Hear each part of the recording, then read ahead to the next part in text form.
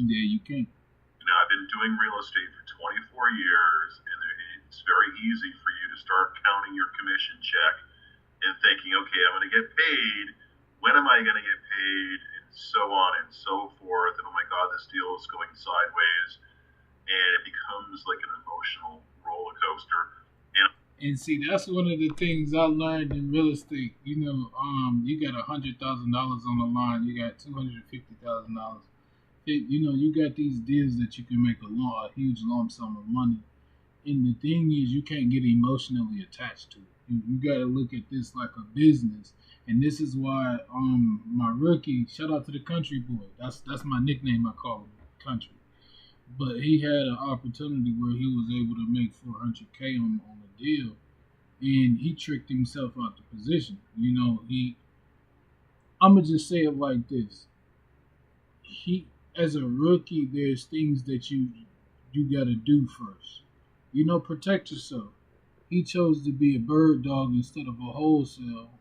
He chose to be a bird dog instead of wholesaling a transaction. He didn't want to put himself under contract. So you just opened yourself up to risk a little bit because now you're losing a certain percentage of your pay. Versus you making 400K, now you're making 100K or less than that 100K, whatever you negotiate. Because now he getting paid a certain amount now. It switches to a bird dog. So that was one of the issues, and then he kept trying to negotiate. He ended up making the buyer walk away. The buyer said he was one of the most difficult people to deal with. And I told him the truth. I told him the truth. This is something I learned a long time ago. Try not to burn bridges. You know, um, try to figure it out, regardless of if it's something you disagreed on.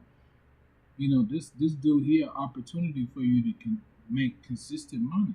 You know what I mean? Like you got to learn how to move in this space. You got to learn how to make decisions. And the point of the story is, he had an opportunity where he could have cashed out big. And one of the things he asked me, would you get it under contract for me? And I said, yeah, but I'm gonna be honest with you. If I put my name on it, the deal is gonna change immediately. It's changing. What I mean by change, I'm having my legal team look at it. That we're gonna verify it. We're gonna do the whole shebang. You know what I mean? The wholesale fee that you think you're gonna get, it ain't gonna be that. I'm stepping in, so my ass on the line.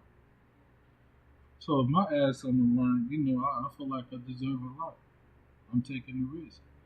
And one of the things, that I told him was you got to get comfortable being under contract. If you ain't comfortable doing that, it's gonna be hard for you. See, what made me get comfortable being under contract was two things. Having legal shield, it eased it eased my mind.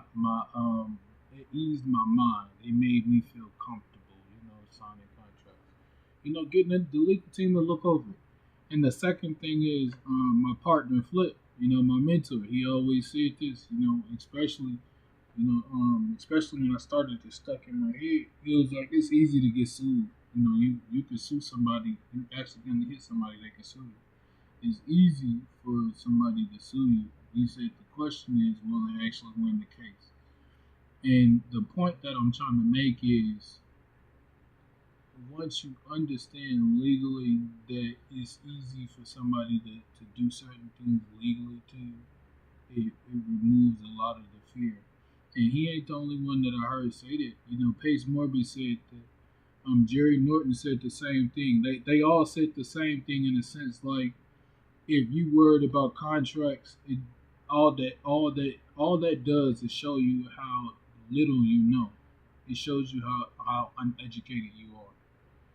He said contracts are not bad. Awareness and not being knowledgeable of what's being in the contract is bad. And that's why perfect example. When I'm speaking to a homeowner, I don't say contract because it's a keyword that triggers in their mind that they may need to bring somebody in. I don't say contract. I say paperwork or a document where, hey, can I get your signature? I mainly use I'm gonna send the paperwork over. the reason why it's way more easier to get them to understand. It's a lot more digestible, especially when you're talking to individuals. Again, one of the reasons, like I said, I need to get my attorney because I know how they move. I know how they move. It could be a standard contract, but again, if you're not consciously aware of certain things, you can easily get tricked out your position. And that's one of the things, I sent the country boy the legal shield, but his issue is he's in a phase where he don't want to spend that bread, for the business. And like I told him, you're gonna have to spend that money. You ain't gotta spend a lot, but you're gonna have to break some bread. If you serious about this, you're gonna have to spend some money. You can keep your expenses low. Like for me, my expense I'm lean. For those who don't know what that means, I try to keep my expenses low. But I hire and get the things that I need that'll get me profitable, keep me profitable, and etc. So it's mainly just a strategic thinking with me. It's not.